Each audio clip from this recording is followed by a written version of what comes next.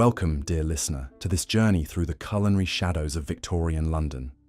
As you settle in for a bit of history to relax or drift off to sleep to, I invite you to get cozy, let your mind unwind, and allow my words to paint a vivid picture of a very different time and place. Before we begin, I'd love to know where in the world you're tuning in from and what time of day it is for you. Feel free to leave a comment and let me know. And if you enjoy this kind of calm, immersive storytelling that blends history with soothing narration, go ahead and hit that subscribe button so you don't miss the next bedtime history journey. Now let's set the stage, shall we?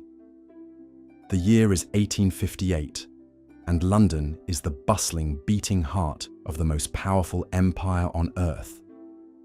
The sun never sets on Queen Victoria's dominion, yet darkness lurks in the very shadows of her capital. Smoke belches from factory stacks, horses clop over cobblestones, hawkers cry their wares, and nearly 3 million souls call this labyrinth of streets and alleys home. But beneath London's facade of power and prosperity, all is not well. A noxious stew of poverty, disease, and adulterated food is quietly ravaging the populace, especially the poor.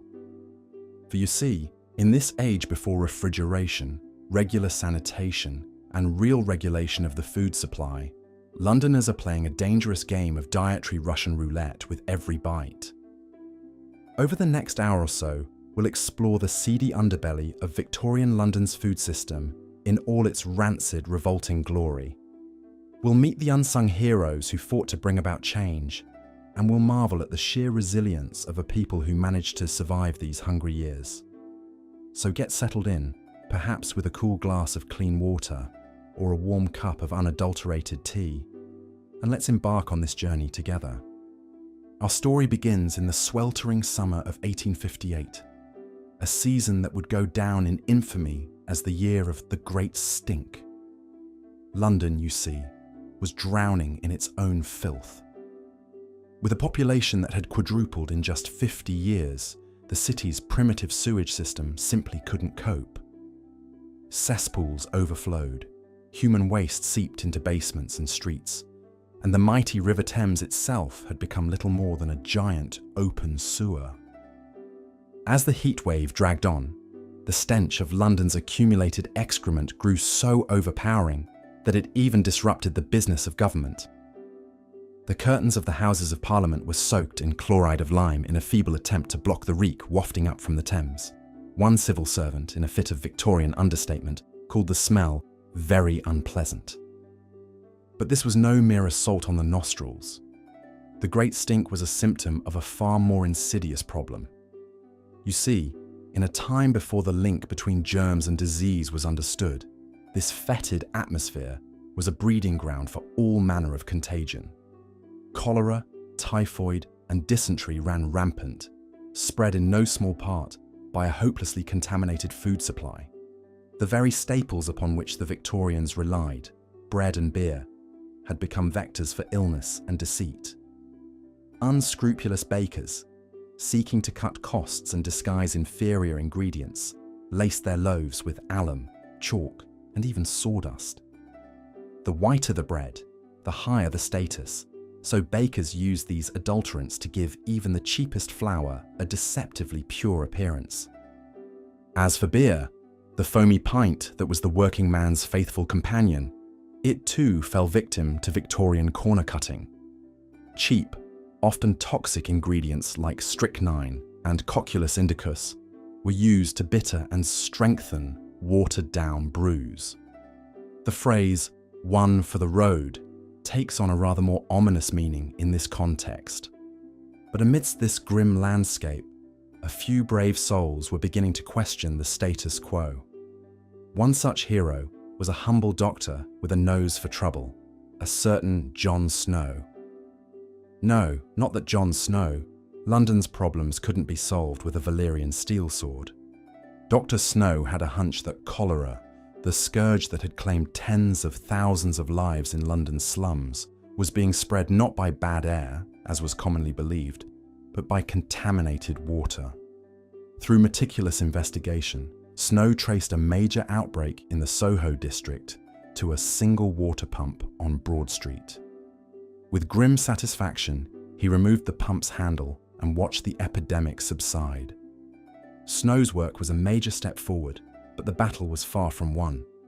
The Victorian poor, crammed into squalid rookeries where sewage seeped and clean water was scarce, continued to subsist on a diet that was as much a threat as it was a comfort. Perhaps no single food better embodied this threat than so-called swill milk. In a perversion of pastoral ideals, Victorian dairies kept emaciated cows in squalid city stables, feeding them the swill, or slop, left over from gin distilleries. This thin, bluish liquid that the cows produced was then doctored with anything from chalk to plaster of Paris to give it the illusion of richness. The human cost of this vile concoction was devastating, particularly for the innocent. Swill milk was linked to shockingly high infant mortality rates, as babies gulped down a bacterial cocktail with every sip. In some London workhouses, nearly 100% of infants fed on swill milk perished. A Victorian social reformer, the great Henry Mayhew, would later write of these tragic babes: "The child's life hangs upon a thread, and the slightest change in the quality of the milk or the mixtures with which it is adulterated is sufficient to snap that thread asunder." Mayhew was among the first to lift the veil on the swill milk trade. In a series of blistering newspaper exposés, he revealed the filthy conditions of London's urban dairies and the human misery they produced.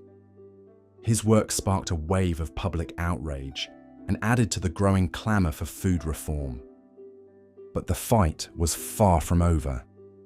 In the fetid, gas-lit labyrinth of Victorian London, danger lurked in every bite and sip. Rotten meat, doctored with chemicals to appear fresh, filled butchers' windows. Sausages crafted from sawdust, diseased animals, and worse, became the dubious fuel of the working poor. And in the candy shops that enticed children with their bright colours and sweet scents, poison masqueraded as innocent pleasure. But I'm getting ahead of myself. These scandals, and the heroes who fought to end them, are tales for another stretch of our journey. For now, as you feel sleep beginning to tug at your consciousness, ponder for a moment the courage and resilience of the Victorians who endured these hungry times. They were the victims of a food system gone horribly wrong, but they were also the agents of its reformation. In our next chapter, we'll meet more of these unsung heroes, the chemists, the campaigners, the whistleblowers, who refused to stay silent in the face of adulteration and abuse. We'll explore the great Victorian food fights, from the swill milk scandal to the Bradford sweets poisoning, and we'll see how a nation slowly began to awaken to the importance of pure food and clean water. But those are stories for another night. For now, let the gentle embrace of sleep wrap around you, secure in the knowledge that your next meal is unlikely to contain sawdust or strychnine. And as you drift off, spare a thought for the Victorians who weren't so lucky, but who paved the way for the safer, more bountiful food system we enjoy today. Good night, dear listener, and sweet dreams. I'll be here waiting when you're ready to continue our tale. There are so many more scandals to savour, so many more heroes to cheer in this great, grimy drama of London's food history. Until then, sleep well, and know that no matter what challenges the future may bring, we can take solace in the hard-won victories of the past. As the squalid conditions in London bred disease and despair, the very food that was meant to nourish and sustain the people became yet another source of misery and suffering. The swill milk scandal was one such dark chapter in the city's history, a tale of greed and callous disregard for human life that left an indelible stain on the conscience of Victorian society. In the crowded, filthy streets of London, where space was at a premium and fresh grazing land a distant dream, Dairy cows were kept in cramped, poorly ventilated city stables. These emaciated creatures, a far cry from the healthy, contented animals that roamed the green pastures of the countryside, were fed a diet of swill, the putrid alcoholic dregs left over from the distilling process. The thin, bluish milk they produced, known as swill milk, was a pale imitation of the rich, creamy liquid that flowed from the udders of their country cousins. Yet this swill milk was all that many poor families could afford, and they bought it eagerly, unaware of the hidden dangers that lurked within. For the unscrupulous dairymen who peddled this tainted product, profit was the only concern. They watered down the milk to stretch their supply, and added chalk and other adulterants to disguise its poor quality. The result was a substance that was barely fit for human consumption, a thin, bluish liquid that provided little in the way of nourishment and carried with it the seeds of sickness and death. The tragic consequences of the swill milk trade were all too apparent in the high infant mortality rates that plagued London's poorest districts. Babies fed on this thin, contaminated milk often failed to thrive, their tiny bodies wasting away as they succumbed to diarrhea, malnutrition, and infectious diseases. For their desperate mothers, the sight of their sickly, listless infants was a source of unbearable grief and helplessness, a cruel reminder of the harsh realities of life in the slums. But amidst the darkness and despair, there were those who refused to turn a blind eye to the suffering of London's poor. One such figure was Henry Mayhew, a journalist and social reformer whose tireless efforts to expose the evils of the swill milk trade would earn him a place in the annals of history. Mayhew was a man of great courage and conviction, a crusader who believed that the pen was mightier than the sword in the fight against injustice. He spent long hours in the stinking, overcrowded streets of London, talking to the poor and the destitute, the street vendors and the costermongers, anyone who could give him a glimpse into the grim realities of life in the slums. And as he listened to their stories and witnessed their suffering firsthand, Mayhew's resolve only grew stronger. He knew that he had to do something to expose the truth about the swill milk trade, to shine a light on the unscrupulous dairymen who were putting profit before human life. So he set to work, pouring all his energy and passion into a damning newspaper expose that would shake Victorian society to its core. With meticulous attention to detail and a keen eye for the human stories behind the statistics, Mayhew painted a vivid and harrowing picture of the swill milk trade and its terrible toll on London's poor. He described the squalid city dairies, with their emaciated cows and putrid swill, and the thin bluish milk that flowed from their udders. He spoke of the desperate mothers who bought this tainted product, unaware of the hidden dangers that lurked within, and the sickly, listless infants who suffered the consequences. And he named names, pointing the finger at the unscrupulous dairymen who put profit before human life, the men who watered down the milk and added adulterants to disguise its poor quality, all the while turning a blind eye to the suffering they were causing. When Mayhew's expose hit the newsstands, it sent shockwaves through Victorian society. For the first time, the comfortable middle and upper classes were confronted with the grim realities of life in the slums. The human toll of the swill milk trade laid bare in all its horrifying detail. There was outrage and disgust, a growing chorus of voices demanding change. But there was also resistance from those who profited from the status quo, the powerful dairy lobby who fought tooth and nail to protect their interests. Yet Mayhew would not be silenced. He continued to write and speak out, using his platform to rally support for the cause of reform. And slowly but surely, his efforts began to bear fruit. In 1875, Parliament passed the Sale of Food and Drugs Act, which prohibited the adulteration of milk and other food products. It was a milestone moment in the fight for food safety, a recognition that the health and well-being of the people mattered more than the profits of a few unscrupulous traders. But the battle was far from over. It would take years of tireless campaigning and advocacy to truly transform the dairy industry and ensure that all Londoners had access to safe, wholesome milk. And even then, the spectre of the swill milk scandal would linger long in the memory, a haunting reminder of the dark underbelly of Victorian society.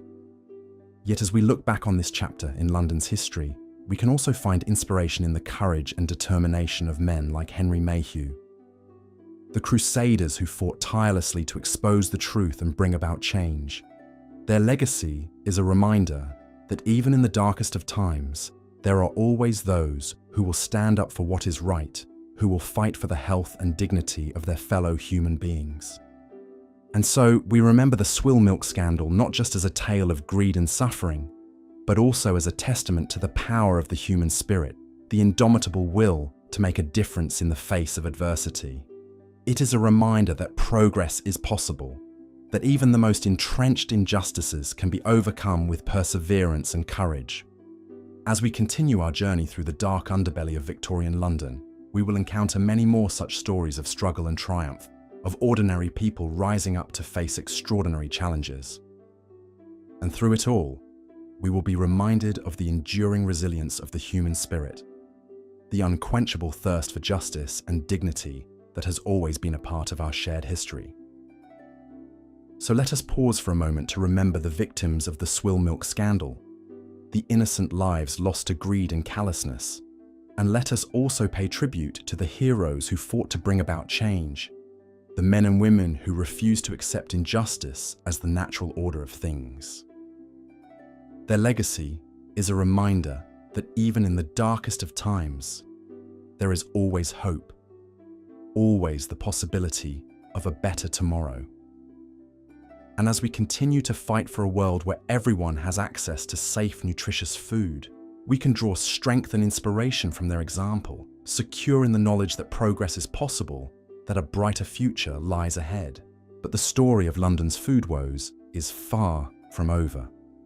As the city grew and changed, new challenges and scandals would emerge, each one a testament to the ongoing struggle for justice and dignity in an often unforgiving world.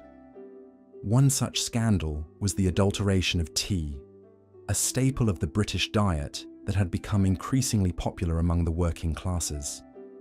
For centuries, tea had been a luxury enjoyed only by the wealthy, a status symbol that set them apart from the common rabble.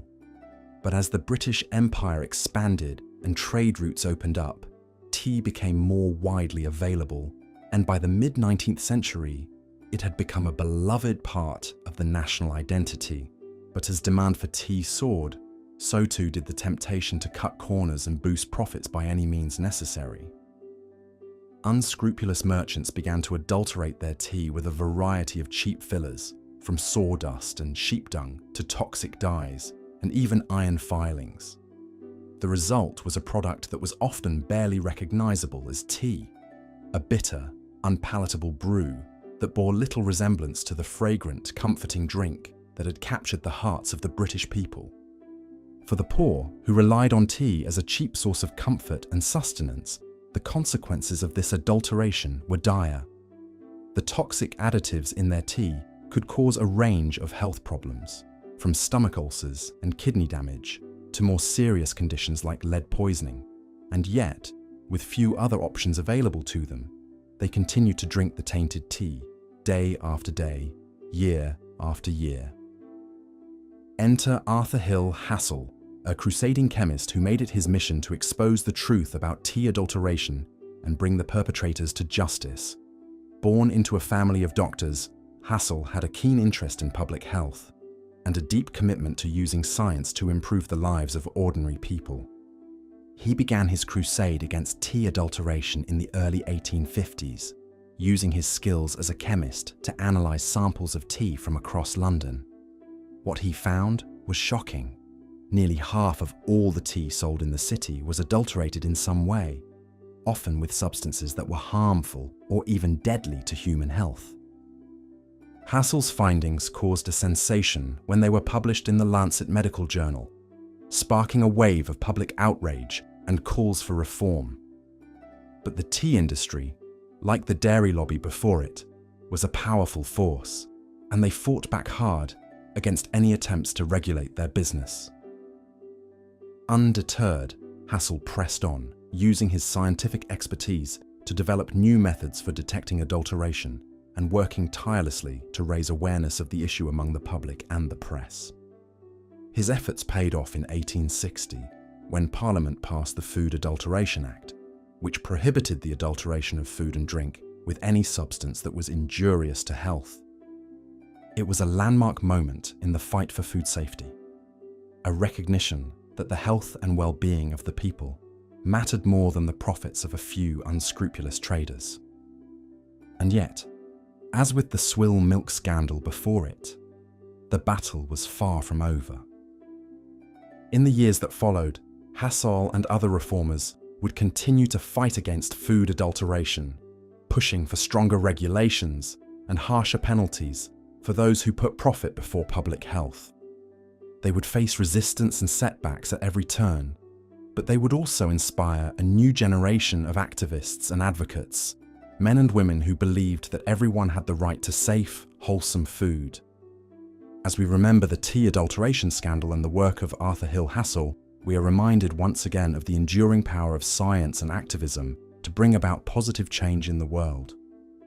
We are reminded that progress is possible, that even the most entrenched injustices can be overcome with perseverance and courage. And we are reminded too of the ongoing struggle for food justice and food sovereignty, the fight to ensure that everyone, regardless of their income or social status, has access to safe, nutritious, and culturally appropriate food. It is a fight that continues to this day in London and around the world as activists and advocates work tirelessly to build a more just and sustainable food system. But even as we grapple with the challenges of the present, we can draw strength and inspiration from the heroes of the past, the men and women who fought tirelessly to expose the truth and bring about change. Their legacy is a reminder that we all have a role to play in the fight for justice, that each of us has the power to make a difference in the world. So let us pause for a moment to remember the victims of the tea adulteration scandal, the innocent lives lost to greed and callousness. And let us also pay tribute to the heroes who fought to bring about change, the scientists and activists who refused to accept injustice as the natural order of things. Their example is a call to action, a reminder that we all have a responsibility to stand up for what is right, to fight for the health and dignity of our fellow human beings. And as we continue on our journey through the dark underbelly of Victorian London, let us carry their spirit with us, secure in the knowledge that progress is possible, that a brighter future lies ahead. But the fight for food safety in Victorian London was far from over. As the city grew and changed, new scandals emerged, each one a testament to the ongoing struggle for justice and dignity in an often unforgiving world. One of the most insidious of these scandals was the adulteration of candy, a practice that preyed on the innocent desires of children and left a trail of tragedy in its wake. In the mid-19th century, sugar was becoming more affordable and widely available, fueling a boom in the production of cheap sweets and confections. For many working-class families, a penny's worth of candy was a rare treat, a moment of sweetness in a life that was often harsh and unrelenting. But as demand for candy soared, so too did the temptation to cut corners and boost profits by any means necessary.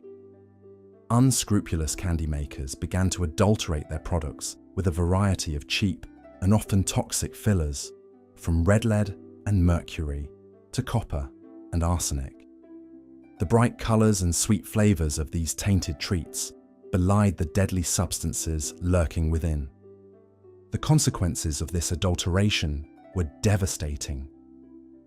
Children who consumed these poisoned sweets often suffered from a range of horrific symptoms, from stomach pains and vomiting to seizures and paralysis. Some even died, their young lives cut tragically short by the greed and callousness of the candy makers. One of the most notorious cases of candy adulteration occurred in Bradford in 1858, when a batch of peppermint lozenges was found to be contaminated with arsenic. The lozenges, which had been purchased by a local shopkeeper from a travelling salesman, were sold to unsuspecting customers, many of them children. Within days, people began to fall ill, suffering from a range of terrifying symptoms. As the death toll mounted, panic began to spread through the town. Rumours swirled about the cause of the outbreak, with some speculating that it was the work of a vengeful ghost or a malevolent witch. But as the investigations continued, the truth began to emerge. The lozenges had been adulterated with a deadly dose of arsenic, likely as a result of shoddy manufacturing practices and a lack of regulation. In the end, 21 people died as a result of the Bradford sweets poisoning, most of them children. The tragedy sent shockwaves through Victorian society, sparking a wave of public outrage and calls for reform. But the candy industry, like the dairy and tea lobbies before it, was a powerful force, and they fought back hard against any attempts to regulate their business. It would take years of tireless campaigning and advocacy to bring about meaningful change in the candy industry. But the Bradford sweets poisoning remains a haunting reminder of the human cost of unchecked greed and the urgent need for stronger protections for consumers. As we remember the victims of the Bradford sweets poisoning and the countless other tragedies that befell the children of Victorian London, we are reminded once again of the ongoing fight for food safety and consumer protection. We are reminded that progress is hard-won, that it often comes at a great cost, but that it is always worth fighting for. And we are reminded too of the enduring power of activism and advocacy, the ability of ordinary people to come together and demand change in the face of even the most entrenched injustices. It is a lesson that resonates to this day, as activists and advocates around the world continue to fight for a safer, more just, and more sustainable food system. So let us pause for a moment to remember the children of Bradford and all the other innocent lives lost to the callousness and greed of the Victorian food industry. And let us also pay tribute to the heroes who fought to bring about change, the brave souls who refused to accept the status quo and who worked tirelessly to build a better world for future generations. Their legacy is a call to action, a reminder that we all have a role to play in the fight for justice and dignity. And as we continue on our journey through the dark underbelly of Victorian London, let us carry their spirit with us, secure in the knowledge that progress is possible, that a brighter future lies ahead. From the swill milk scandal to the Bradford sweets poisoning, the fight for food safety in Victorian London was a long and often tragic one, marked by countless setbacks and hard-won victories. But through it all, there were those who refused to give up, who believed that a better world was possible, and who worked tirelessly to bring about change. One of the most remarkable of these heroes was a group of young men who came to be known as the Poison Squad. Led by a chemist named Harvey Wiley, the Poison Squad was a group of volunteers who willingly subjected themselves to a series of grueling experiments in order to prove the dangers of chemical additives in food. For months on end, the men of the Poison Squad consumed a steady diet of foods laced with borax, formaldehyde, and other toxic substances. They suffered from a range of horrific symptoms, from stomach pains and vomiting to headaches and dizziness. Some even developed more serious conditions, like kidney damage and neurological disorders. But through it all, the men of the Poison Squad remained committed to their cause. They believed that their sacrifice was necessary in order to bring about meaningful change in the food industry, to force lawmakers and regulators to take action against the unscrupulous manufacturers who put profit before public health. And their efforts paid off. The work of the Poison Squad helped to galvanize public opinion against the use of chemical additives in food, and paved the way for a series of landmark food safety laws, including the Pure Food and Drug Act of 1906. But the fight for food safety was far from over. In the decades that followed, new scandals and new battles would emerge as consumers and activists continued to push for stronger protections and greater transparency in the food industry. And yet through it all, the legacy of the Poison Squad and the other heroes of the Victorian food reform movement would end. As the fight for food safety gained momentum, one of the most daring and unconventional investigations was undertaken by a group that came to be known as the Poison Squad. This band of brave volunteers, led by the unflappable Dr. Harvey Wiley, willingly subjected themselves to a diet of questionable food additives in order to prove, once and for all, the dangers lurking in the Victorian food supply. Dr. Wiley, a chemist with the US Department of Agriculture, had long been suspicious of the various chemicals and colorings that were routinely added to processed foods, but he knew that to make a convincing case, he would need hard evidence of their harmful effects on the human body. And so, in 1902, he assembled a group of young, healthy men and set out to essentially poison them in the name of science. For 5 years, the Poison Squad ate meals laced with increasing doses of common food additives like borax, formaldehyde, and copper sulfate.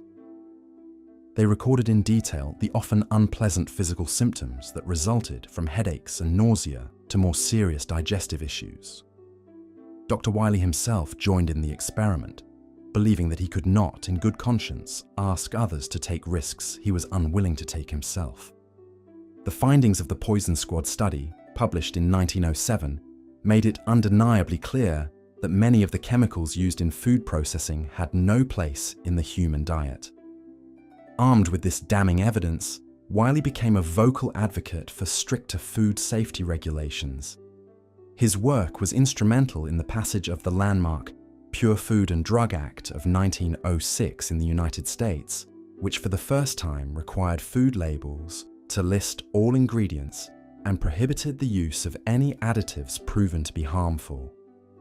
Wiley's crusade and the sacrifices of the Poison Squad reverberated across the Atlantic. In Britain, the public outcry over food adulteration reached a fever pitch in the early 20th century. Fueled by the tireless work of campaigners like Arthur Hassall and the revelations of the Poison Squad, Parliament finally took decisive action with the Food and Drugs Act of 1875.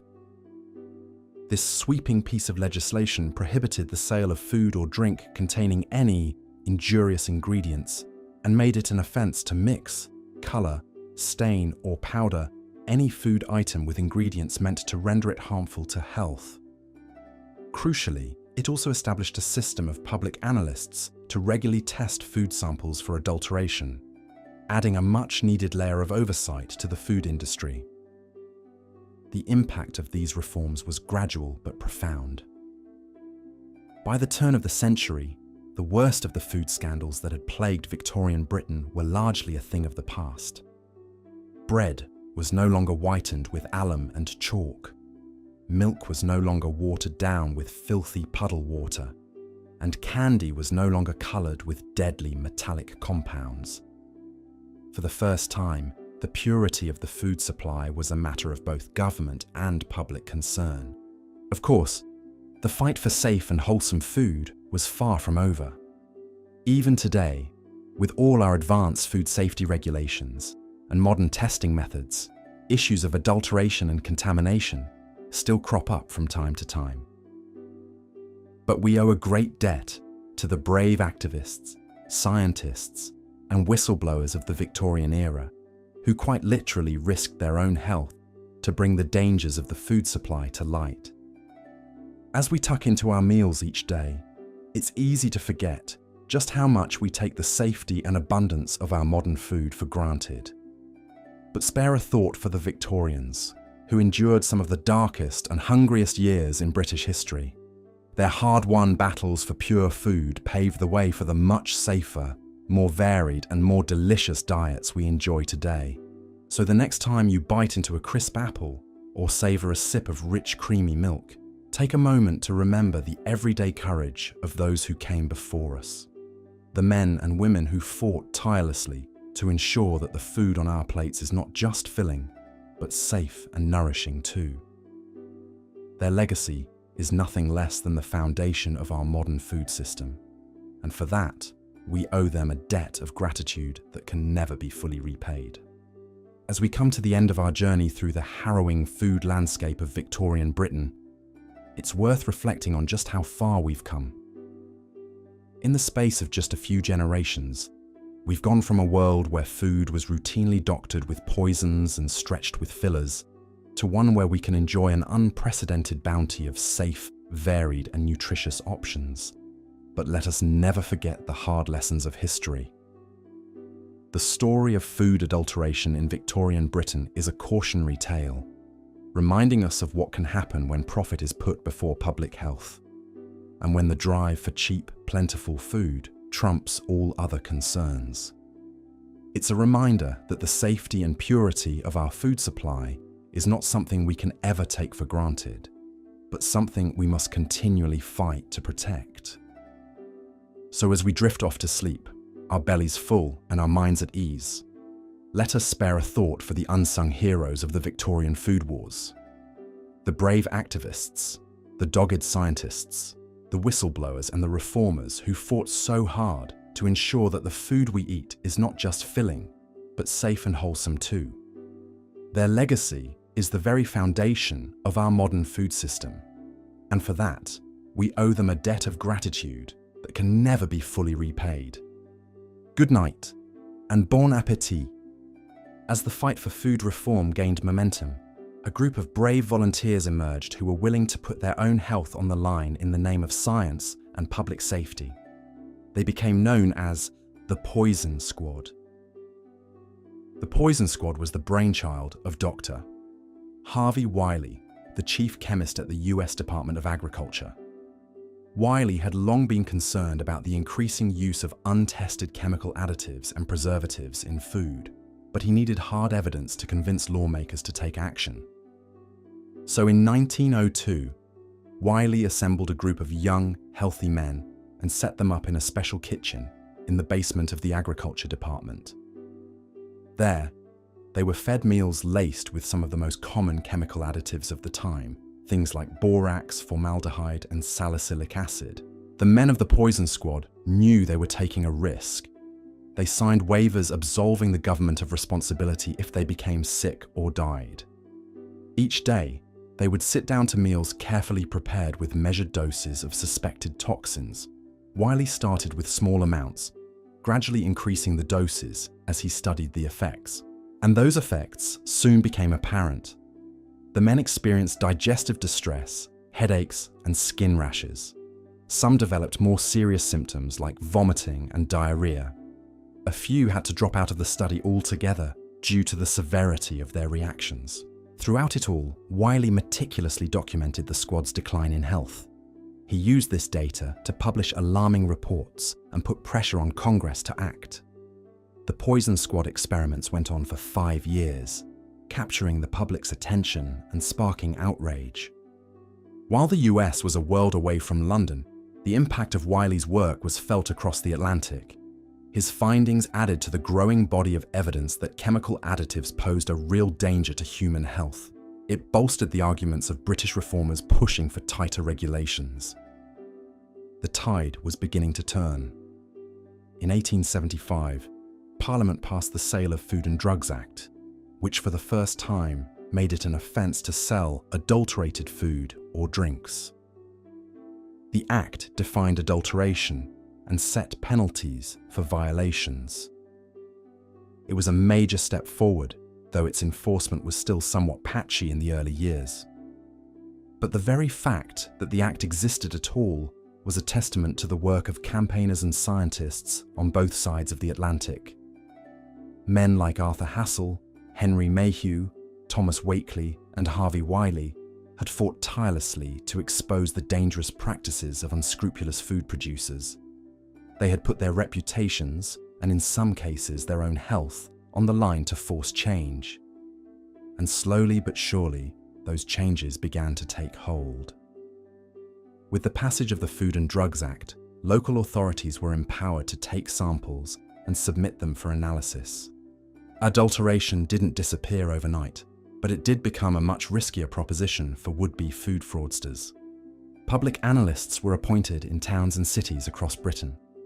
Their job was to regularly test samples of food and drink being sold to the public. If they found evidence of adulteration, the offending merchants could be fined or even jailed. Over time, this system of testing and enforcement began to clean up the food supply.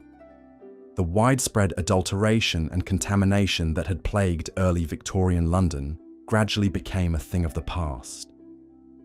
By the dawn of the 20th century, Britons could have much greater confidence that their food was safe to eat. Of course, this progress didn't come without a cost. For decades, ordinary Londoners had endured what became known as the Hungry Years, a time when the very food they depended on to sustain life was slowly poisoning them.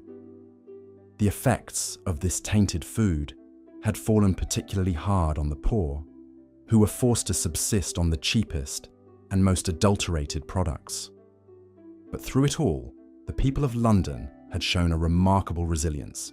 They had soldiered on through outbreaks of cholera and other diseases, through scandals and scares, never losing their quintessentially British keep calm and carry on spirit. And in the end, their perseverance paid off. Thanks to the efforts of reformers, scientists, and ordinary citizens who spoke out against abuses, the food supply was gradually cleaned up. The days of chalk in the bread and lead in the candy slowly faded into history. Looking back from our modern vantage point, it's easy to take our safe, abundant food supply for granted. We rarely stop to think about the hidden additives in our packaged snacks or the cleanliness of the dairies that produce our milk. But the Victorians didn't have that luxury. For them, every meal was a game of Russian roulette, a roll of the dice that could lead to sickness or even death. So perhaps we owe them a debt of gratitude, these ancestors of ours who endured so much.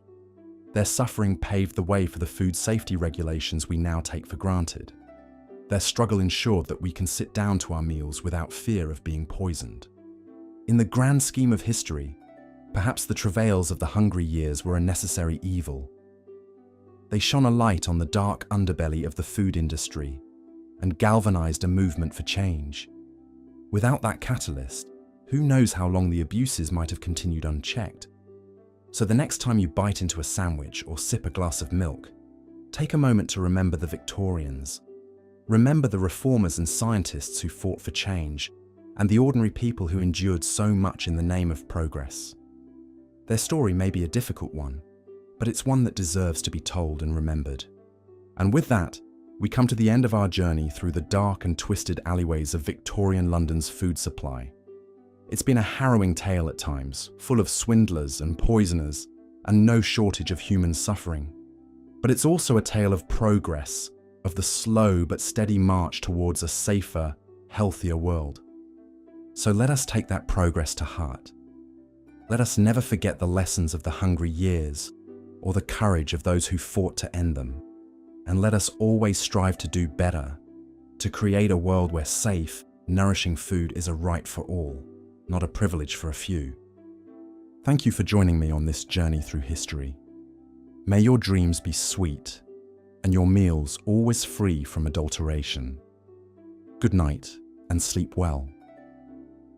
As the swill milk scandal raged on, another scourge was lurking in the meat supply of Victorian London. The city's explosive growth had outpaced its infrastructure, and the lack of refrigeration and reliable transportation meant that much of the meat arrived in the city already spoiled. Desperate to sell their rotting product, butchers resorted to thoroughly unsavory practices. They would rub the surface of putrid meat with sulfites to remove the telltale smell and disguise the rot. Copper sulfate was used to give the meat a bright red colour, simulating freshness. This toxic compound, disturbingly, is also known as blue vitriol. The Smithfield Meat Market, the largest in London, was a disturbing spectacle. Rivers of blood ran through its cobbled streets, attracting swarms of flies. Livestock was slaughtered on sight, their entrails and offal left to fester in the sun. The stench was overpowering, a miasma of decay that clung to the clothes of those who ventured too close.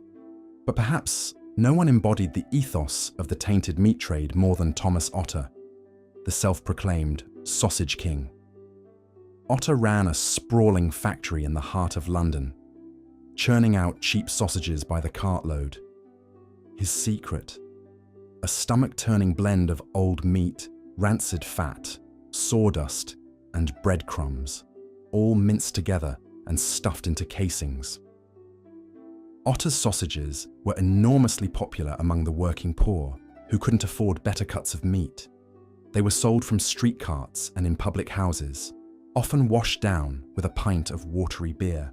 For many Londoners, Otter's sausages were the only meat they could put on the table.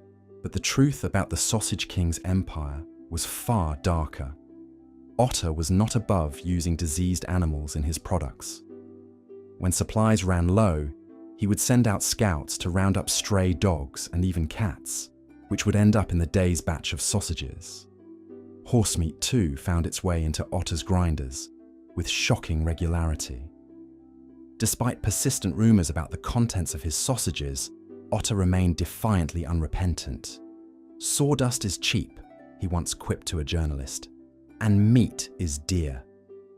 He even floated the idea of making sausages out of whale meat, arguing that there's many a poor man who has eaten whale without knowing it. Otter's luck finally ran out in 1862, when a disgruntled employee tipped off the authorities about the unspeakable conditions in his factory. Investigators were horrified to find piles of rotting meat, buzzing with flies, and vats of greasy slurry waiting to be stuffed into casings. Otter was hauled before the courts, where he was fined a paltry £50 and allowed to continue operating. The saga of the Sausage King laid bare the deficiencies in Victorian London's food supply. For the poor, adulterated and even outright toxic food was often the only option. The concept of food safety was still in its infancy, and unscrupulous operators like Otter exploited the lack of regulation to turn a tidy profit.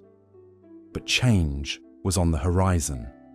The shocking revelations about swill milk and tainted sausages had begun to stir public outrage. Reformers and activists were beginning to demand action, arguing that access to safe, wholesome food was a basic human right. Among them was a young chemist named Arthur Hill Hassall, who would become an unlikely hero in the fight against food adulteration. Hassall's specialty was microscopy, the study of minute objects through powerful lenses.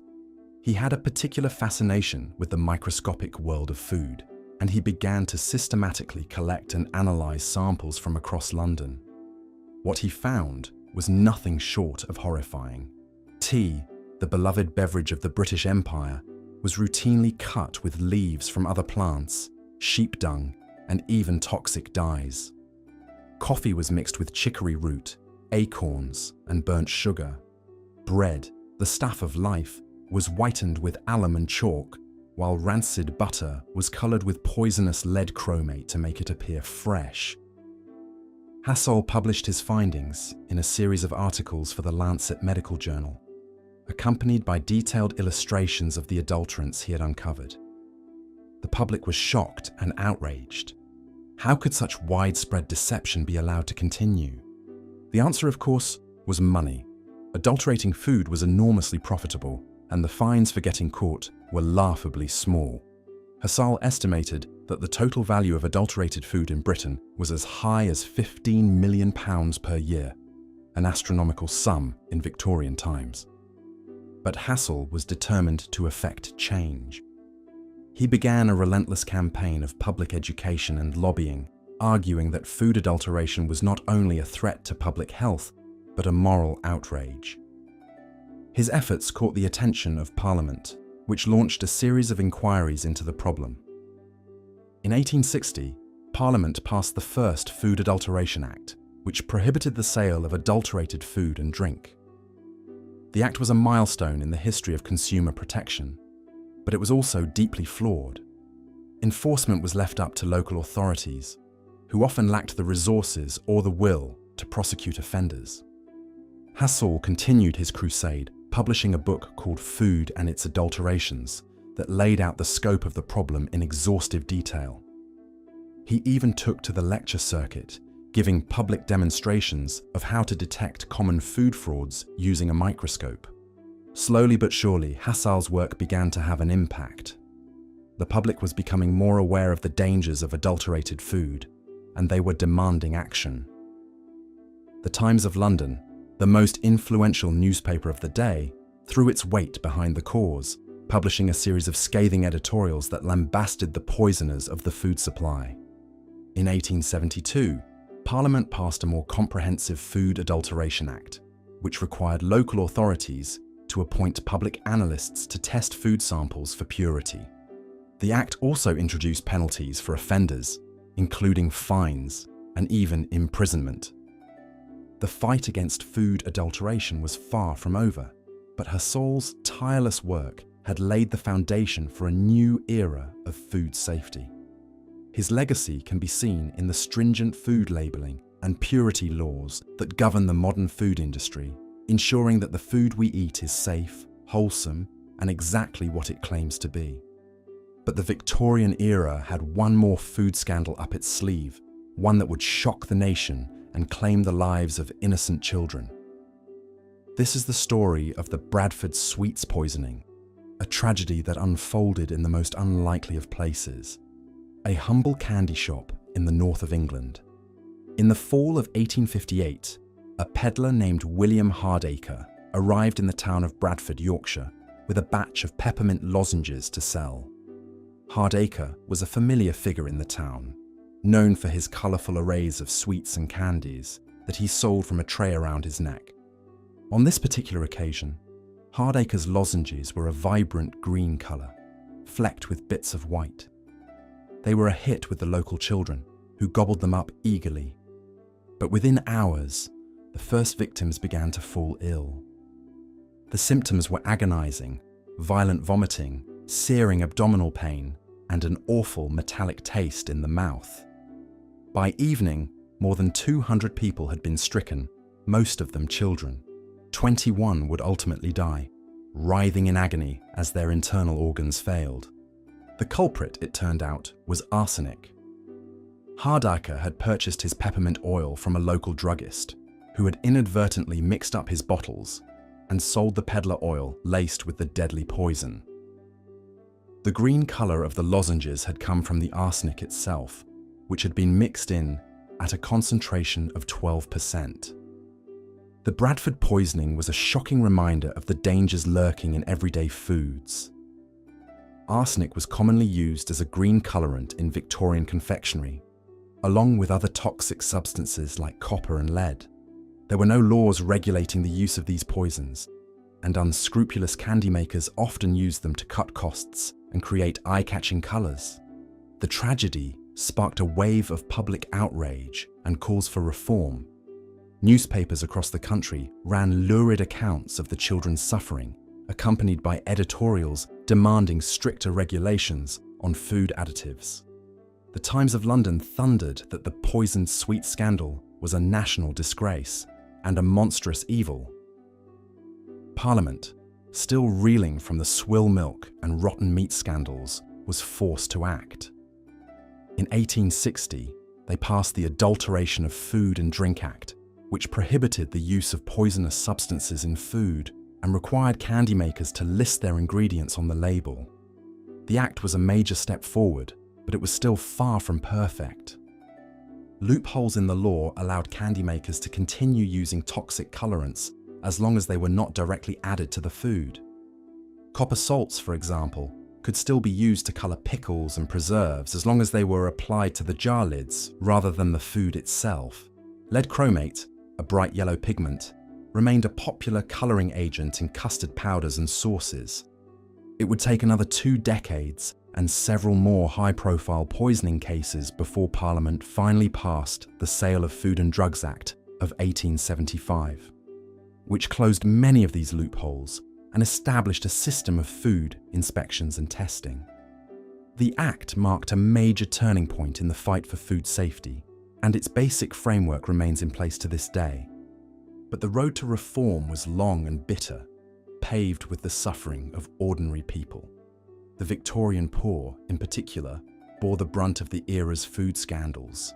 They were the ones who drank the swill milk, ate the rotten sausages, and sucked on the poison lozenges. They were the ones who suffered and died in the name of profit and greed. It is a testament to their resilience and determination that they kept on going, day after day, in the face of such unimaginable hardship. They fought for their rights, protested in the streets, and demanded change from their leaders. They may have been poor, but they were not powerless. As we look back on the food scandals of the Victorian era, it is easy to feel a sense of smugness or superiority. We live in an age of refrigeration, pasteurization, and strict food safety laws.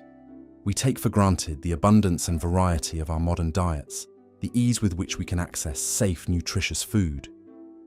But we should not be too quick to pat ourselves on the back. The fight for food justice is far from over. Even today, millions of people around the world go hungry or suffer from malnutrition. Food deserts, where fresh produce is scarce and fast food is abundant, are a reality in many low-income communities. The spectre of food adulteration, too, has not disappeared entirely, as the recurring scandals over tainted milk and fake honey remind us. The lessons of the Victorian era are as relevant today as they were 150 years ago. We must remain vigilant in the fight for safe, wholesome food. We must hold our leaders and corporations accountable for the food they produce and sell. And we must never forget the everyday courage and resilience of ordinary people, who have always been at the forefront of the struggle for food justice. As we come to the end of our journey through the dark and twisted world of Victorian food, it is worth reflecting on how far we have come. The hungry 40s and the filthy 50s may be distant memories, but their legacy lives on in the laws and regulations that govern our modern food system. We owe a debt of gratitude to the brave men and women who fought for food reform in the face of overwhelming odds.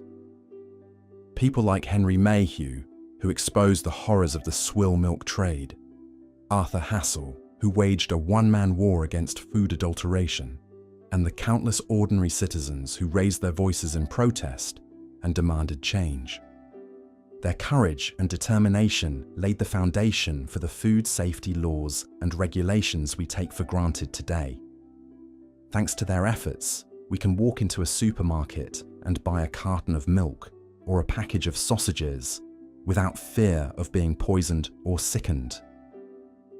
We can sit down to a meal with our families and know that the food on our plates is safe and wholesome. But as we savor the bounty of our modern diets, let us also remember the hard-won victories of the past. Let us honor the memory of those who suffered and died in the fight for food justice, and let us recommit ourselves to carrying on their legacy. For the struggle for safe, nutritious food is never truly over.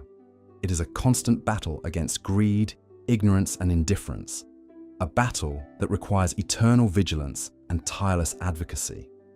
As long as there are people who go hungry or suffer from foodborne illness, as long as there are corporations that put profit over public health, there will be work to be done. So let us take inspiration from the heroes of the Victorian era, and let us continue their fight for a world where everyone has access to safe, wholesome food. Let us build a future where no child goes to bed hungry, where no family has to choose between paying rent and buying groceries, and where the bounty of the earth is shared fairly and equitably among all people. It is a vision worth fighting for, a vision that the Victorian reformers would surely have embraced. And it is a vision that we, in our own time and in our own way, must work tirelessly to achieve. The story of food in Victorian London is not a pretty one. It is a tale of squalor and suffering, of greed and indifference, of a society that failed its most vulnerable members. But it is also a tale of courage and resilience, of ordinary people who refused to accept the unacceptable and who fought tirelessly for change. As we close this chapter of history and return to the comforts of our modern lives, let us carry their spirit with us. Let us remember that the fight for food justice is never truly won, but must be renewed with each generation. And let us honor the memory of those who came before us by continuing their work and building a world where all people can thrive. As we've seen, the fight for safe food was an uphill battle in Victorian London, with progress coming in fits and starts. But amid all the tales of tainted fare and toxic candy, there were glimmers of hope on the horizon. You see, by the late 1800s, the tide was slowly starting to turn. Scientific advances were shedding new light on the dangers lurking in the food supply, and a small but determined group of activists and officials were beginning to push for change. One such pioneer was Arthur Hill Hassall, a mild-mannered chemist with a mighty mission. Hassall had made it his life's work to uncover the truth about food adulteration. Armed with little more than a microscope and an unshakable sense of duty, he spent countless hours meticulously testing samples of tea, coffee, and other staples.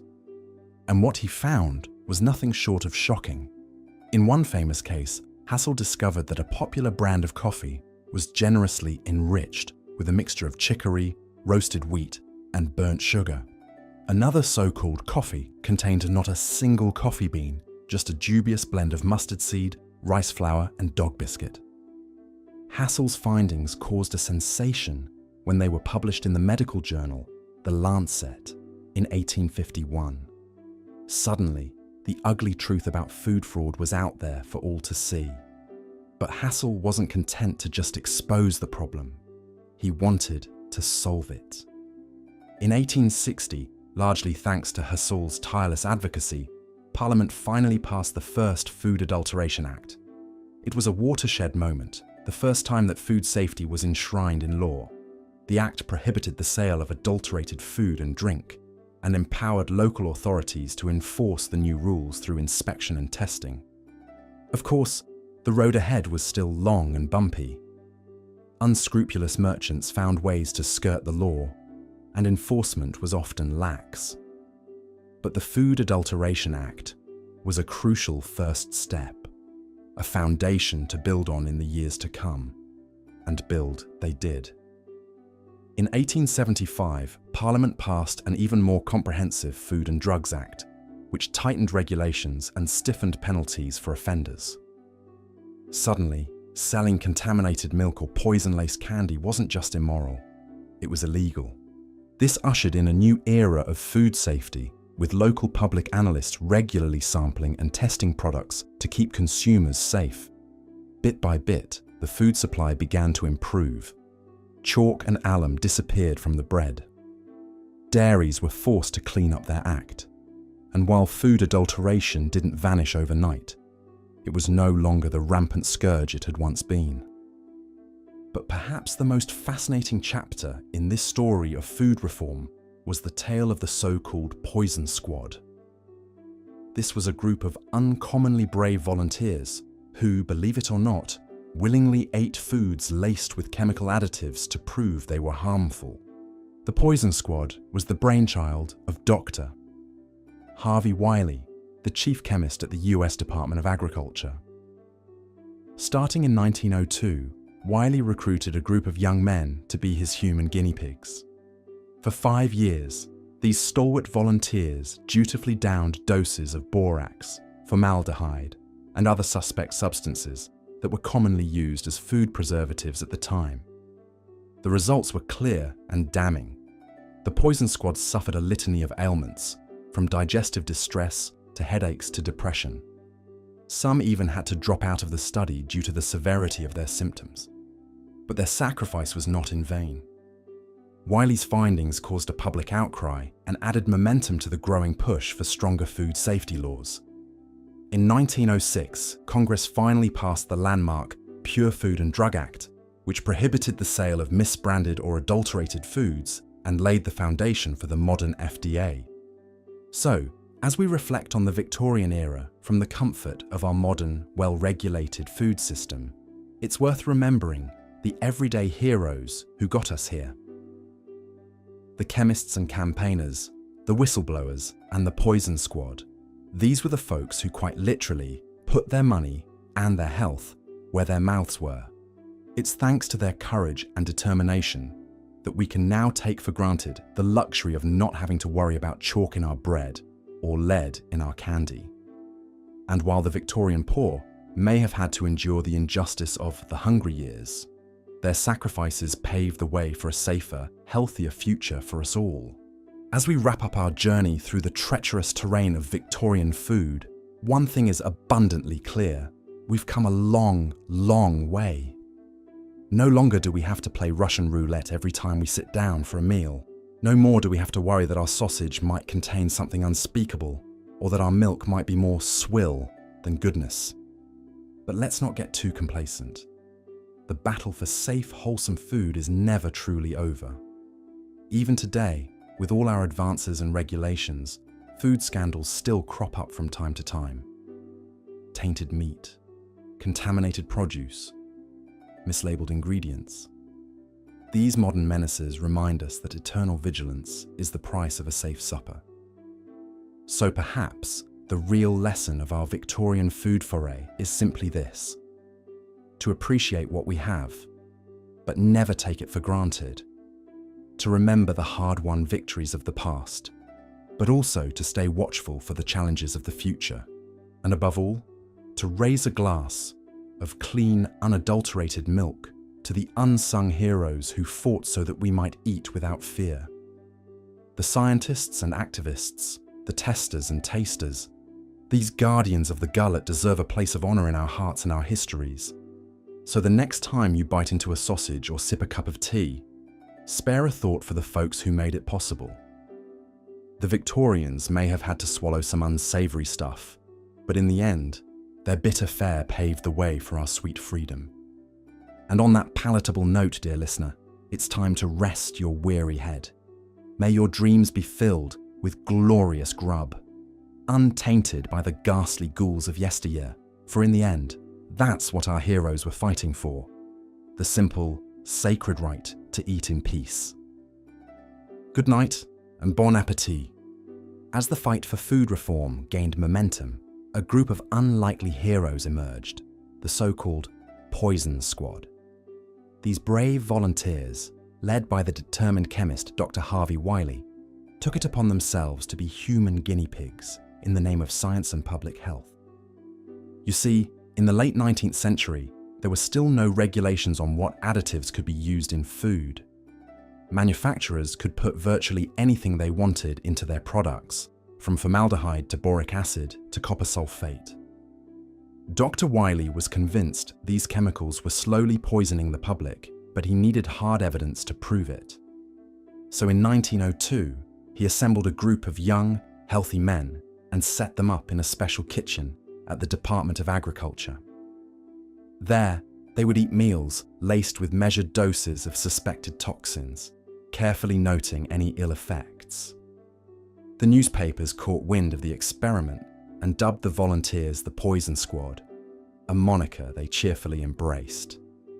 For 5 years, these courageous men showed up each day to dine on borax-spiked butter, formaldehyde-laced meats, and sulfuric acid-treated molasses. They suffered through stomach pains, nausea, dizziness, and more in the name of science. When one squad member's hair began falling out and another's heart gave out, Dr. Wiley became alarmed and put an end to the borax experiment. But the Poison Squad had made their point. Their sacrifice provided the scientific proof needed to pass the landmark Pure Food and Drug Act of 1906. This law finally banned toxic additives and laid the foundation for our modern food safety regulations. It was a hard-won victory that changed the American food supply for the better. Across the pond in Britain, similar reforms were underway. Public outcry over the swill milk scandal and the rampant adulteration of staples like bread and tea had reached a fever pitch. In 1875, Parliament passed the Sale of Food and Drugs Act, which made it illegal to sell adulterated products and establish standards for food purity.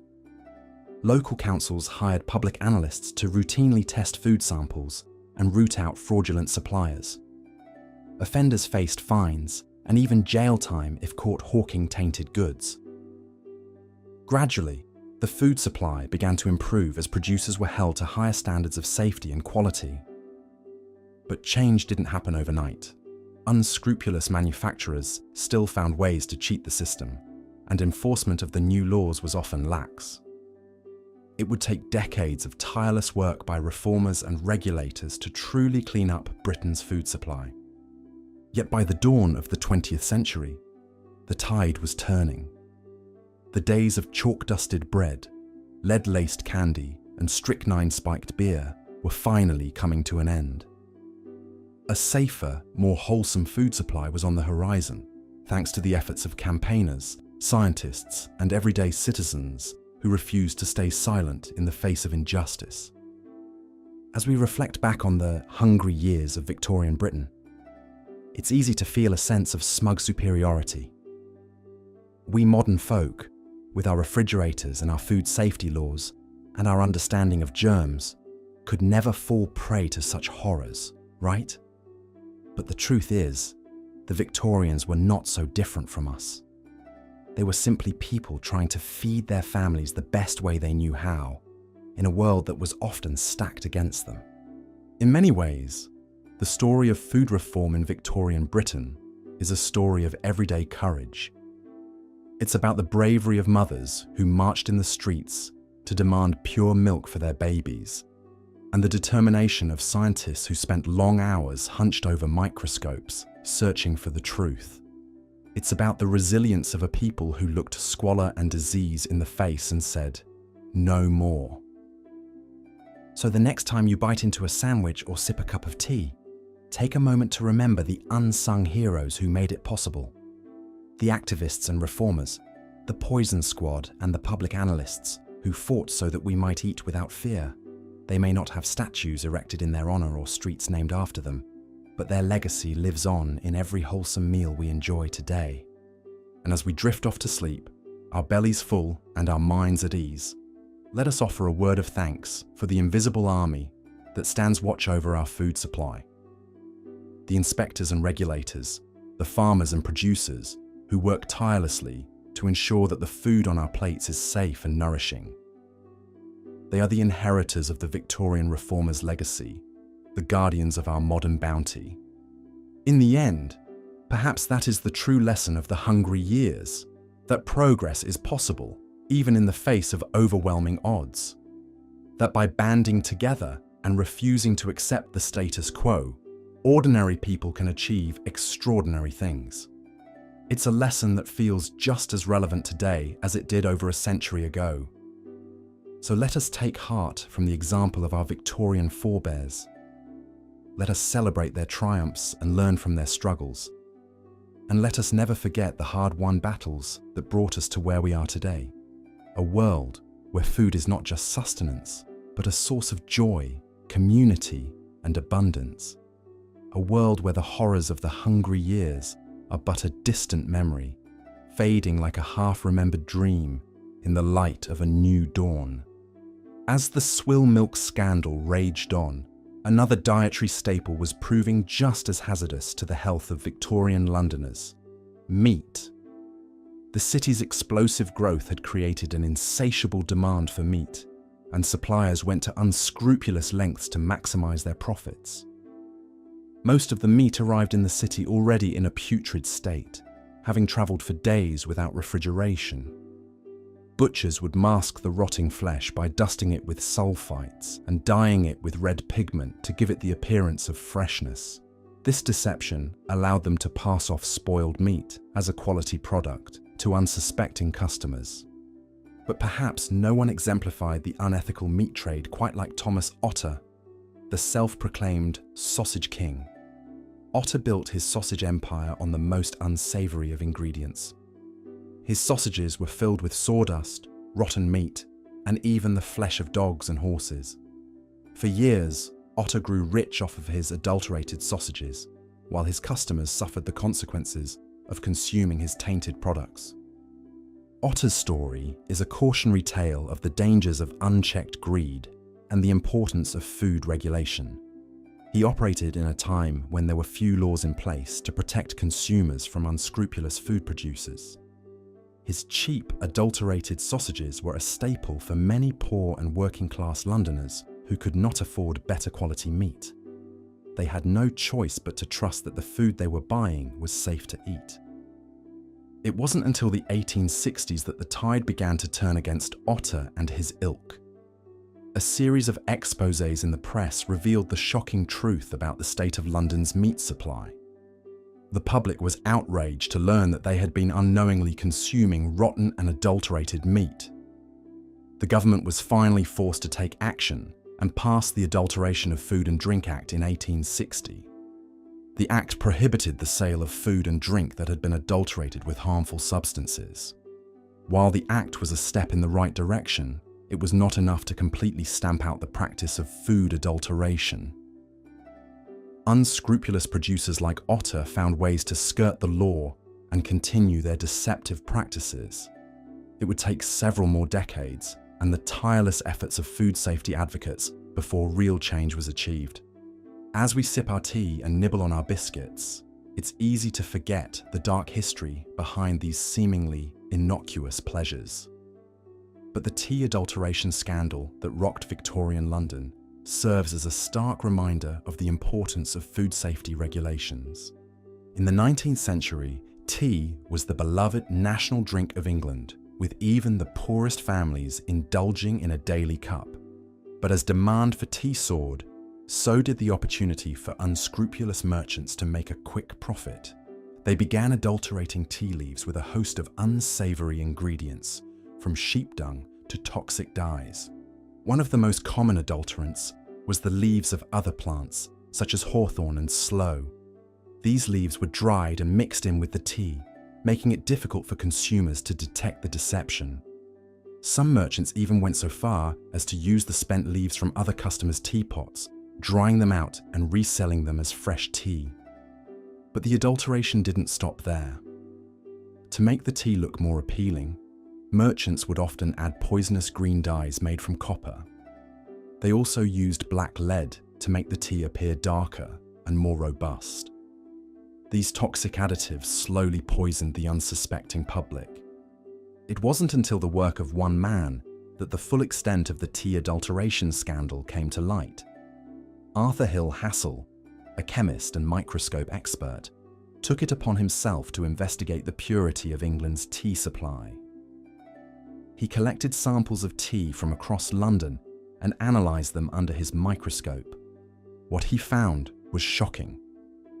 Out of the dozens of samples he tested, not a single one was pure tea. They were all adulterated with other leaves, dyes, and even iron filings. Hassall published his findings in a series of articles for the Lancet Medical Journal, causing a public outcry. Thanks to Hassall's tireless work, the government was finally forced to take action. In 1875, they passed the Sale of Food and Drugs Act, which prohibited the adulteration of food and drink with any ingredients that could be harmful to human health. It was a major victory for food safety advocates and a turning point in the fight against food adulteration. But the battle was far from over. In a cruel twist of fate, the very substance that brought joy to so many children, candy, was also a source of hidden dangers. As sugar became more affordable in the mid-19th century, candy production exploded. Factories churned out cheap sweets by the ton, using whatever ingredients they could get their hands on to keep costs down.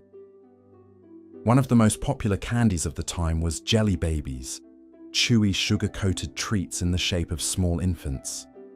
But the colourful coating that made them so appealing to children was often made with toxic pigments like red lead, copper, and mercury. The use of these poisonous substances in candy was shockingly widespread. In 1858, a tragic incident known as the Bradford sweets poisoning brought the issue to national attention. A candy seller in the town of Bradford used a batch of peppermint lozenges, that had been accidentally mixed with arsenic. 21 people died as a result, most of them children. The Bradford incident was a wake-up call for the British public, revealing the deadly consequences of unchecked food adulteration. But it was far from an isolated case. Similar poisonings occurred throughout the country as unscrupulous candy makers continued to use cheap, toxic ingredients. It wasn't until the passage of the Adulteration of Food and Drink Act in 1860 that things began to change. The Act prohibited the use of any ingredient in food or drink that could be harmful to human health. Candy makers were now required to use only safe, approved colorings in their products. But the fight for food safety was far from over. It would take the tireless efforts of activists, scientists, and government regulators to truly transform the food industry. One of the most remarkable stories of this era was that of the so-called Poison Squad, a group of volunteers who put their own health on the line to prove the dangers of chemical additives in food. In 1902, Dr. Harvey Wiley, the chief chemist of the US Department of Agriculture, assembled a group of young men to participate in a groundbreaking experiment. For 5 years, the men ate a steady diet of foods laced with common chemical additives like borax, formaldehyde, and copper sulfate. Wiley carefully monitored their health, documenting the ill effects of these substances on the body. The results were clear. The chemicals were slowly poisoning the men, causing symptoms like headaches, nausea, and digestive distress. Wiley's work provided the scientific evidence needed to push for stronger food safety regulations. In 1906, the US Congress passed the Pure Food and Drug Act, which prohibited the use of harmful additives in food and required labeling of ingredients.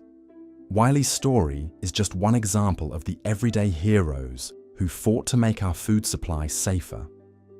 From Arthur Hassel exposing the tea adulteration scandal to the brave volunteers of the Poison Squad, these individuals risked their own well-being to protect the public good. As we come to the end of our journey through the dark underbelly of Victorian London's food industry, it's easy to feel a sense of relief that those days are behind us.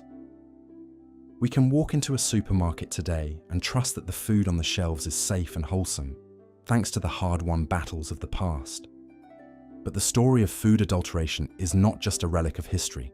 Even today, food fraud and contamination continue to be major issues worldwide. Horse meat is passed off as beef, olive oil is diluted with cheaper vegetable oils, and spices are cut with fillers like ground-up nutshells. The fight for pure, unadulterated food is an ongoing one. So the next time you sit down to a meal, take a moment to appreciate the food on your plate. Think about the long and sometimes sordid history behind each ingredient and the countless individuals who fought to ensure its safety and purity. From the chemists and activists to the regulators and whistleblowers, these unsung heroes have shaped the way we eat today. In the end, the story of Victorian London's food scandals is not just a tale of villains and victims. It's a story of progress, of the slow but steady march towards a safer and more transparent food system. It's a reminder that change is possible, even in the face of powerful interests and entrenched corruption. So let us remember the lessons of the past as we work to build a better future. Let us honor the courage and determination of those who came before us, and let us continue their legacy of fighting for safe, wholesome food for all. The road ahead may be long, but with vigilance and persistence, we can ensure that the food on our plates is a source of nourishment and joy, not fear and illness. The hungry years may be behind us, but the fight for pure food is far from over. As the tea adulteration scandal raged on, another dangerous threat to public health was emerging from an unexpected source: candy. In the early Victorian era, sugar was still a luxury item, but as the 19th century progressed, sugar became more affordable and plentiful. This fueled a boom in cheap candy production, with sweet shops popping up all over London to satisfy the British sweet tooth. But as with so many other foods of the time, the brightly coloured confections lining these shop windows hid a dark secret. You see, many candy makers were using toxic substances to colour their wares and maximise profits. Peppermint lozenges were infused with white lead to give them a pearly sheen. Gumdrops were coated in red lead or toxic vermilion. Copper was used to create a brilliant green, and mercury, of all things, was employed for a vibrant blue hue. It's almost unthinkable to us today, but at the time, there were virtually no regulations preventing confectioners from poisoning their own customers. One of the most tragic incidents to come out of this tainted candy trade was the Bradford sweets poisoning of 1858. That year, a street vendor by the name of William Hardacre purchased a large stock of peppermint lozenges from a respected wholesale confectioner. Unbeknownst to Hardacre, the sweets had been made with a lethal dose of arsenic, likely due to a mistake at the factory. Hardacre went on to sell these poisoned sweets to dozens of unsuspecting children around Bradford. The results were catastrophic. Within days, 21 people had died after consuming the arsenic-laced lozenges, with over 200 more falling severely ill. The victims were mostly children between the ages of 5 and 12, many of whom succumbed to violent vomiting and convulsions before finally perishing. The tragedy sent shockwaves through Victorian society and led to a public outcry over the unregulated candy trade. But even in the face of such senseless loss, change was slow to come. It would be years before Parliament passed any meaningful legislation to curb food adulteration. In the meantime, the poison candy makers, as the press took to calling them, continued to peddle their deadly confections to the children of London. It must have been a terrifying time to be a parent, never knowing if a single sweet could spell the end for your child. As we lie here in the comfort of our modern world, it's hard to imagine living under such constant threat of contamination and poisoning. The idea of candy being lethal, of all things, seems like something out of a nightmare or twisted fairy tale. But for the Victorians, it was just another cruel reality of the era's abysmal food standards.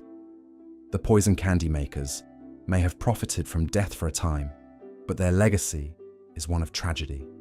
A bitter reminder of the human cost of unchecked greed and adulteration. But amidst all the darkness and suffering, there were glimmers of hope on the horizon. The fight for food reform was gaining momentum, thanks to the tireless efforts of scientists, activists, and even ordinary citizens who were no longer content to stay silent. One of the most remarkable stories to come out of this movement was that of the Poison Squad, a group of volunteers who willingly subjected themselves to poisoning in the name of consumer protection. The Poison Squad was the brainchild of Dr. Harvey Wiley, a chemist with the US Department of Agriculture. Wiley had long been concerned about the lack of regulation in the food industry and the widespread use of chemical additives. But he knew that to convince lawmakers to take action, he would need hard scientific evidence of the harm these substances could cause. So, in 1902, Wiley assembled a group of young, healthy men and set out to systematically poison them. The volunteers were fed a steady diet of foods laced with some of the most common chemical preservatives and additives of the time, including formaldehyde, sulfites, and borax. Wiley and his team meticulously documented the effects on the men's health, from mild symptoms like headaches and indigestion to more serious conditions like kidney damage and depression. The experiment went on for 5 years, with the Poison Squad members putting their own well-being on the line for the greater good. Their sacrifice paid off in 1906, when Wiley's findings helped push through the Pure Food and Drug Act, one of the first major pieces of consumer protection legislation in the United States. The act prohibited the sale of adulterated or misbranded foods and laid the groundwork for the modern FDA. Across the pond in England, a similar fight was being waged by the likes of Arthur Hassel and other champions of food safety. In 1875, Parliament finally passed the Sale of Food and Drugs Act, which made it illegal to sell adulterated food or drink. The Act also established a system of public analysts to test food samples and enforce standards. These hard-won reforms marked a turning point in the battle for pure food. Slowly but surely, the worst offences of the Victorian food trade began to be stamped out. Dairies could no longer get away with selling swill milk. Bakers were required to use wholesome ingredients, and the poison candy makers found their toxic recipes outlawed at last. By the dawn of the 20th century, the food supply in London and other major cities was cleaner and safer than it had been in generations. But the fight was far from over. As we'll see time and again throughout history, wherever there is money to be made, there will always be those willing to cut corners and put profit over people. Eternal vigilance, as they say, is the price of a safe supper. And so we come to the end of our journey through the dark and twisted annals of Victorian food. As the gas lamps flicker out along the narrow streets of London, we leave behind a world that is at once shockingly alien and hauntingly familiar. An era when bread could be made of chalk, beer spiked with strychnine, and candy coloured with poison. When slaughterhouses and dairies bred pestilence in the heart of the city, and the very water you drank could kill you where you stood. But we also leave behind a world of unsung heroes, men and women of science and conscience who fought against the tides of ignorance and greed to drag their society, kicking and screaming, into a safer, cleaner future.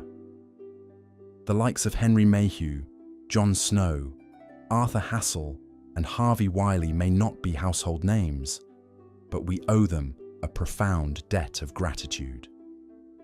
Through their dedication and sacrifice, they laid the foundations of modern food safety and saved untold millions from the slow, quiet ravages of adulteration. And what of the ordinary Victorians, the nameless masses who lived and struggled through this hungry 40s and beyond? Theirs was a world where every morsel was fraught with danger, where a single ill-chosen meal could spell the difference between life and death. And yet, in the face of such constant peril, they persevered. With no modern medicine to save them, no regulations to protect them, they endured the unendurable and clawed their way towards a brighter tomorrow. So tonight, as we drift off to sleep with visions of rotten meat and poison lozenges dancing in our heads, let us spare a thought for the unsung courage of the Victorians. They were a people forged in the crucible of adversity, a generation whose every waking moment was a fight for survival. And in that fight, they found a strength and resilience that echoes down through the ages, a reminder of the indomitable spirit of the human soul. And perhaps, in our own small way, we can draw inspiration from their example. For though the challenges we face today are different, the qualities that saw the Victorians through their darkest hours, compassion, determination, a thirst for justice, are as vital now as they ever were. May we strive to embody those virtues in our own lives, and in so doing, honour the memory of all those who came before. But for now, the hour grows late, and the mists of history beckon us to slumber. So let us bid goodnight to the ghosts of Victorian London, secure in the knowledge that their struggles were not in vain. And as we slip into the waiting arms of Morpheus, let us dream of a world where the food on every plate is safe, wholesome, and true. A world that our forebears could only imagine, but that we, with vigilance and care, may yet bring to pass. Good night, dear listener, and sweet dreams. May the spectre of the poison candy maker never darken your doorstep, and may your every meal be a blessing, untainted by the sins of the past. For in the light of a new day, we will rise to fight the good fight anew, armed with the hard-won wisdom of the ages. Until then, we rest and we remember. Good night. As the fight for food reform gained momentum, a group of unlikely heroes emerged, the so-called Poison Squad. These brave volunteers, led by the determined chemist Dr. Harvey Wiley, took it upon themselves to become human guinea pigs in the name of science and public safety. Dr. Wiley was a crusader against the unregulated food additives that had become so rampant in the Victorian era. He had seen firsthand the devastating effects of these substances on public health, from the swill milk scandal to the tragic Bradford sweets poisoning. But to prove his case and push for change, he needed hard evidence that these chemicals were truly harmful when consumed regularly. And so, in a bold and rather stomach-churning experiment, Dr. Wiley assembled a group of young, healthy men to test the effects of common food additives on the human body. For 5 years, these valiant volunteers dutifully reported to the basement of the Agriculture Department for their daily dose of borax, sulfuric acid, formaldehyde, or other noxious substances stirred into their food. As unappetizing as their meals sounded, the poison squad weren't allowed to grimace or grumble.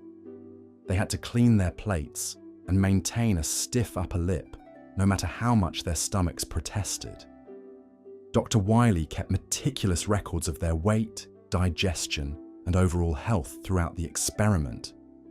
The results were undeniable and quite alarming. The additives caused a host of unpleasant symptoms in the squad members, from headaches and nausea to more serious digestive issues. Some of the men lost weight and experienced alarming blood pressure changes. The evidence was clear. These chemicals had no place in the food supply. Armed with this groundbreaking data, Dr. Wiley became a powerful advocate for food safety reform. His findings shocked the public and shamed many manufacturers into cleaning up their act. The Poison Squad had literally put their bodies on the line to bring about change, and their sacrifice was not in vain. In 1875, Parliament finally passed the landmark Food and Drugs Act, which cracked down on food adulteration for the first time. Suddenly, there were actual consequences for palming off tainted or counterfeit products on an unsuspecting public. Manufacturers could no longer get away with diluting their wares with fillers or dousing them with toxic dyes. Of course, the fight was far from over. Shady producers still tried to skirt the law, but now inspectors were empowered to collect samples and levy fines, and even jail time on the worst offenders. Food safety became a matter of public trust, not just buyer beware. Gradually, the gruesome parade of Victorian food scandals began to taper off. Bread was less likely to be whitened with chalk and alum, milk was less commonly laced with plaster of Paris, and beer no longer carried the risk of strychnine poisoning. Food, slowly but surely, was becoming less of a gamble. None of this progress would have been possible without the determination of campaigners like Henry Mayhew, Arthur Hassall, and the brave Poison Squad, who fought to pull back the curtain on the unsavory food industry secrets. Their work saved untold lives and stomachs, and laid the groundwork for the modern food regulations we take for granted today. As the Victorian era drew to a close, Londoners could look back on decades of shocking food scandals and public health crises with a mix of horror and relief. The hungry years had been a time of squalor, disease, and no shortage of alimentary angst. But they had also showcased the everyday courage and resilience of a generation who refused to swallow the status quo. In reading about the appalling food conditions of the past, it's easy to feel a twinge of smug gratitude for our refrigerators and health inspectors and plastic-wrapped portions. But perhaps we owe the Victorians more credit than that.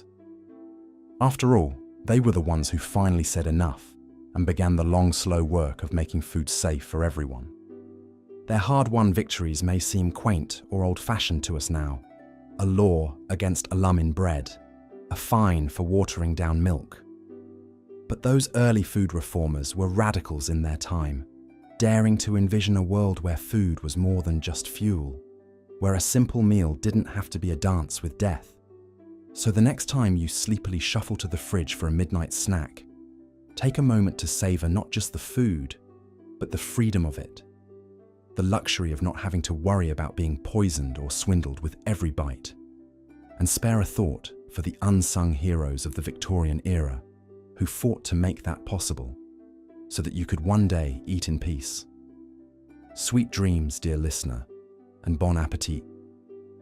As the sun set on another day in Victorian London, the city's inhabitants retreated to their homes, hoping to find some small comfort after a long day of toil.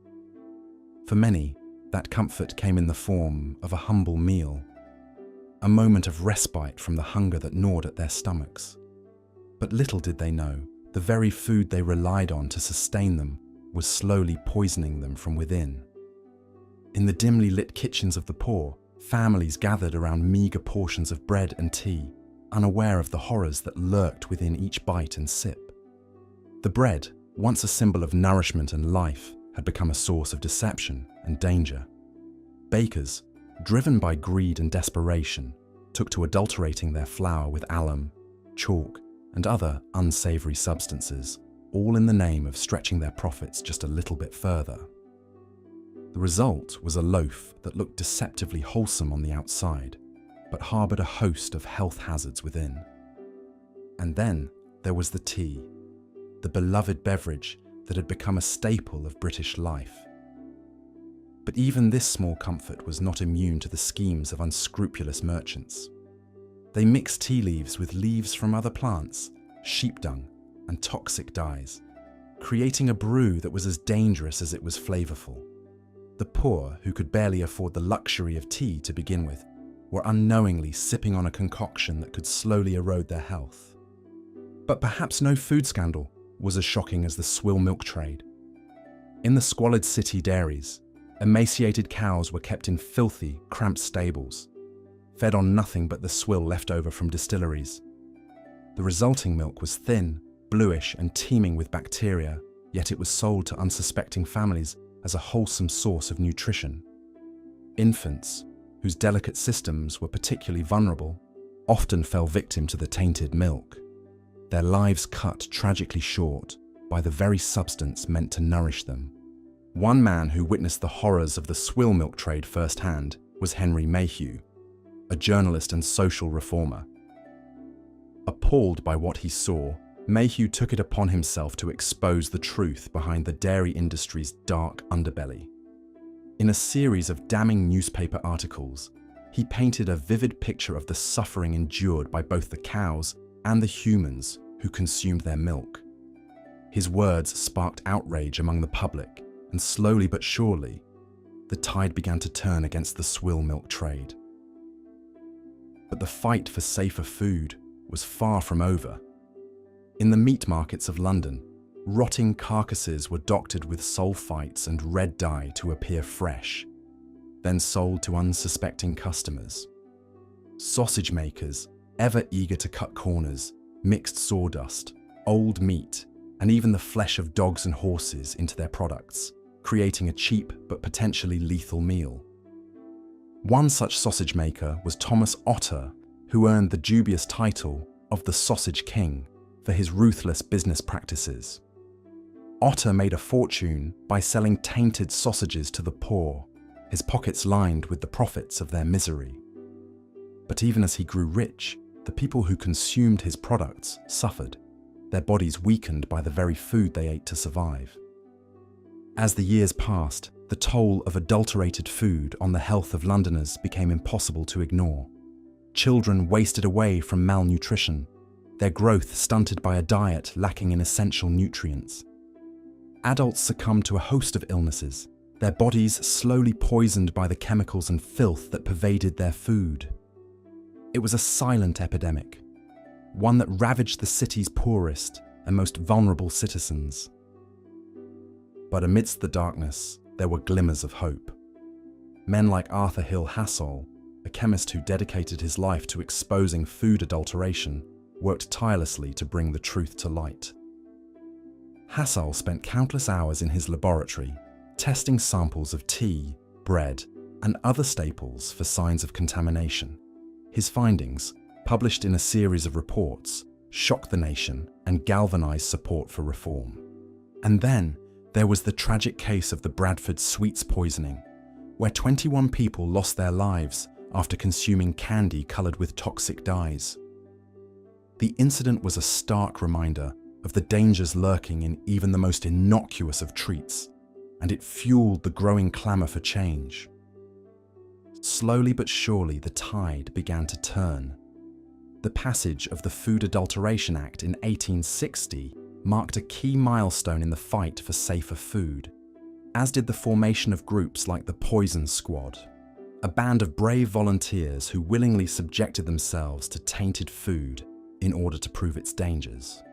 By the end of the Victorian era, the worst of the food scandals had begun to subside, thanks in no small part to the tireless efforts of reformers and activists. But the scars left by those dark years lingered on, etched into the collective memory of a city that had endured so much. As we look back on that time now from the comfort of our modern world, it's easy to feel a sense of disbelief at the horrors endured by our ancestors. But we must also remember the incredible resilience and courage they displayed in the face of such overwhelming adversity.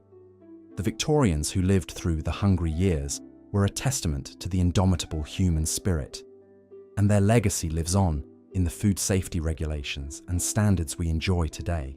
So the next time you sit down to a meal, take a moment to savor not just the flavors on your tongue, but also the hard-won peace of mind that comes with knowing your food is safe to eat.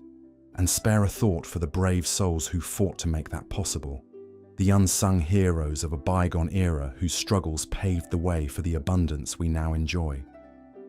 As the Victorian era faded into memory, the spectre of food adulteration began to recede, driven back by the tireless efforts of reformers and the slow march of progress. But the impact of those dark years lingered on, woven into the very fabric of British society. For the poor, who had borne the brunt of the food scandals, life remained a daily struggle against hunger and malnutrition. Even as the worst excesses of the adulteration trade were curtailed, the underlying poverty that had fueled it persisted, a stubborn reminder of the deep inequalities that plagued Victorian society. But there were also glimmers of hope, signs that the tide was slowly turning in favour of safer, more wholesome food.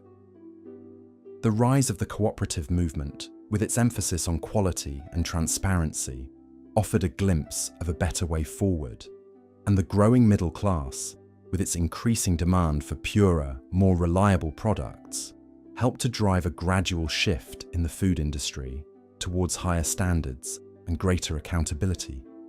Of course, change did not come easily, nor did it come quickly. The entrenched interests that had profited from the adulteration trade fought tooth and nail to preserve their lucrative business model, using every trick in the book to thwart the efforts of reformers. But slowly, inch by hard-won inch, the tide began to turn. One of the most significant milestones in this long and difficult struggle was the passage of the Sale of Food and Drugs Act in 1875. The Act, which prohibited the sale of adulterated or misbranded food and drink, was a major victory for the reform movement, and it helped to pave the way for a new era of food safety and consumer protection. But even as the legislative battles were being fought, a quieter revolution was taking place in the realm of science and technology. The rise of analytical chemistry, with its ability to detect even the most subtle forms of adulteration, gave reformers a powerful new weapon in their arsenal. And the development of new preservation methods, such as canning and refrigeration, helped to reduce the incentives for food fraud and ensure a more stable, reliable supply of wholesome food. As the Victorian era drew to a close, the worst of the food scandals had begun to fade into memory, replaced by a growing sense of optimism about the future of food. But the legacy of those dark years lived on, woven into the fabric of British culture and society in ways both subtle and profound. In the decades that followed, the fight for safer, more wholesome food would continue, taking on new forms and new challenges as the world around it changed. But through it all, the spirit of the Victorian reformers would endure, testament to the power of human ingenuity and the unquenchable thirst for justice that lies at the heart of our species.